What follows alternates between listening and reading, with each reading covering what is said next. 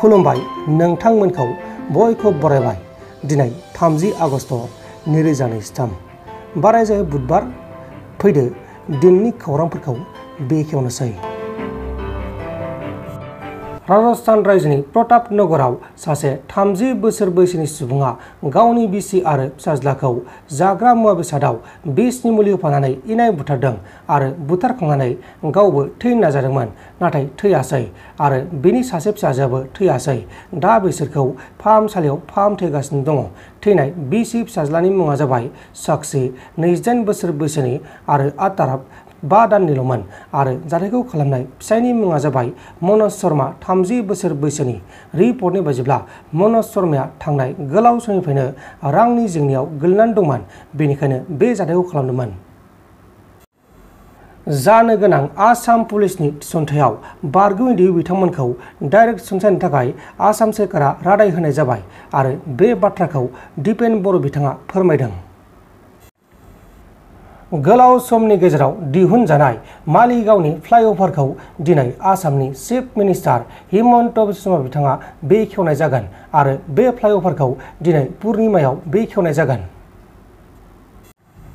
आसामनि chief minister Himanta Biswa Sharma बिथांजों BTR सोरखार एबसु आरो बर' थुनलाइ आफादनि गेजेराव बिटिआर गोरोबथानि माखासे दफाफोरखौ लानानै गुवाहाटीआव सावरायलायदों आरो बे बाथ्राखौ प्रमद बर' बिथाङा फोरमायदों।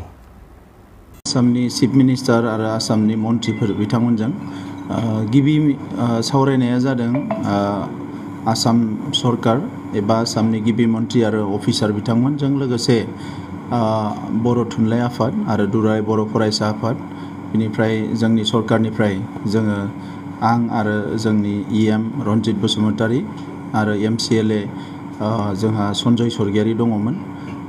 बेवहाय बिटिआर गोरोबथानि गासैबो दफाफोरखौ जोबोद सिरियासलि दिनै फिन खेबसेबाव सावरायनाय जादों।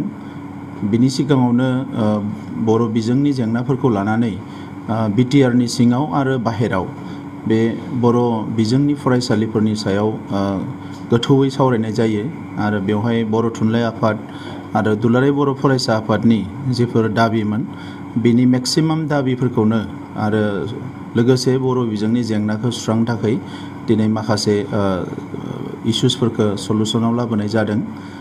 बेफोरनि गेजेराव जाबाय माखासे स्कुल प्रभिन्सियेलाइजेसनखौ 1 स्टेप आवगायबावनानै हाइ स्कुलसिम प्रभिन्सियेलाइज खालामनायनि थाखाय थांखि लानाय जादों।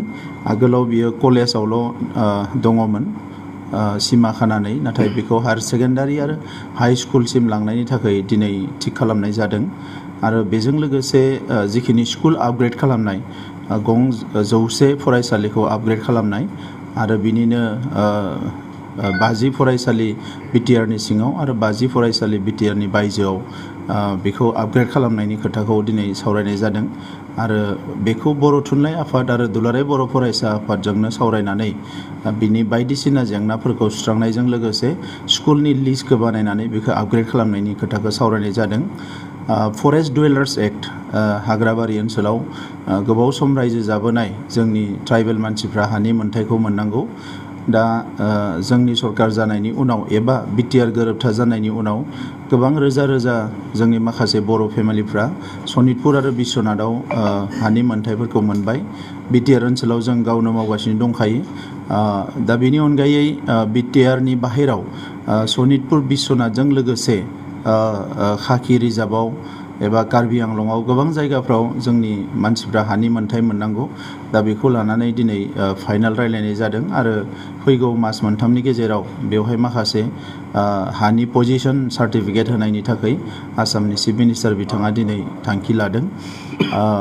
बेजों लोगोसे माखासे फोरोंगिरि थिसननायाव गोबां माखासे आयदाफोरखौ लानानै सावरायनाय जादों जे बोरैहाय जोंनि भेकेन्ट पस्टफोरखौ सुफुंनो हायो आरो माखासे फोरोंगिरि थिसननो हायो आरो लोगोसे मडेल जि कलेजफोर फोसावबाय बेवहाय जोंनि मैखोम ओनसोलफ्राव जेराव जोंनि बर' सुबुंफ्रा रायजो जानानै दङ बै ओनसोलफोरनि कलेजफ्राव बर' साबजेक्टखौ एबा बर' एमआइएलखौ थिसननाय जायाखैमोन।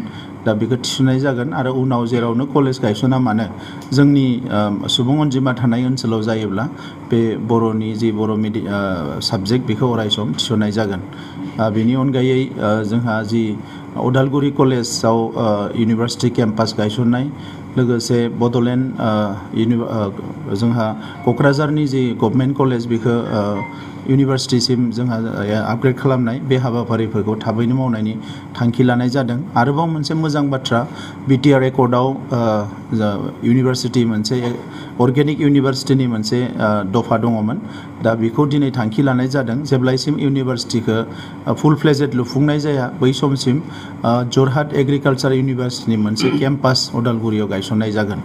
दा बे सोलोंथाइनि बागै गोबां खोथा रायलायनाय जादों। बेनि अनगायै बिटिआर गोरोबथानि बायदियै जोंहा मार्टियारफ्रा एक्स ग्रेसिया मोननाय एनडिएफबिनि थालांनाय माखासे जेनुइन केडारफ्रा बिथांमोननि जे रिहेबिलिटेसन मोननाय केस उइथड्र खालामनायनि थाखाय माखासे पलिसिस आरो बेजों लोगोसे स्पेसियेलि एक्स एनडिएफबिखौ रिक्रुटमेन्ट खालामनाय माखासे पलिसिखौ दिनै एडप्ट खालामनाय जादों। आरो बेजों लोगोसे कार्बि आंलंनि इस्युखौ लानानै थाबैनो मावफुंनायनि थाखाय दिनै थांखि लानाय जादों। आरो बर' कसारि वेलफेयार काउन्सिलाव समस्तिखौ थिग खालामनायजों लोगोसे बेवहाय इलेक्सन खुंनाय बायदिसिना बाथ्राफोरखौबो दिनै दुलाराय बर' फरायसा आफाद आरो माखासे जोंनि दैदेनगिरिफोरजों आसामनि चिफ मिनिस्टार आरो मन्त्रि बिथांमोना सावरायनाय जादों। दा दिनै नायोब्ला जे जोंनि जिखिनि जेंनाफोरखौ लानानै जोङो सानबाय थादोंमोन बे गोबां जेंनाया फैगौ डिसेम्बरसिम सुस्रांजानायनि लामायाव रोखा जाबाय आरो जिखिनि आद्रा थालांगोन बेखौबो थाबैनो सुस्रांनो होननानै आसामनि चिफ मिनिस्टार बिथाङा खोथा होदों। आरो सेप्तेम्बरनि गेजेराव जोंहा फोसावखानाय जिखिनि गामि दङमोन सनितपुर बिश्वनाथआव बेखौबो बिथाङा नटिफिकेसन होनायनि थाखाय बेबस्था खालामगोन बे बाथ्राखौ बिथाङा दिनै रोखा रोखा बुंदों। दा नंखायनो जाय जोंहा रोजा रोजा सुबुंफ्रा मुंख्लं जालांबाय हारिनि थाखाय दिनै बिथांमोननि खोथाखौ लानानै जों अरायसम सानबाय थायो आरो जायफ्रा गोरोबथा खालामनानै दिनै न'आव फैबाय बिथांमोनाबो सानबाय थायो जे जोंनि जेंनाफ्रा मारा जोबस्रांगोन। दा बेफोरखौ लानानै दिनै जोंनि सावरायनाया जोबोद मोजां जादों आरो आं मिजिंथिदों जे बियो थाबैनो जोंनि रायजो राजाफ्रा लुबैनाय बायदि जों मोगथाङाव महर होनो हागोन।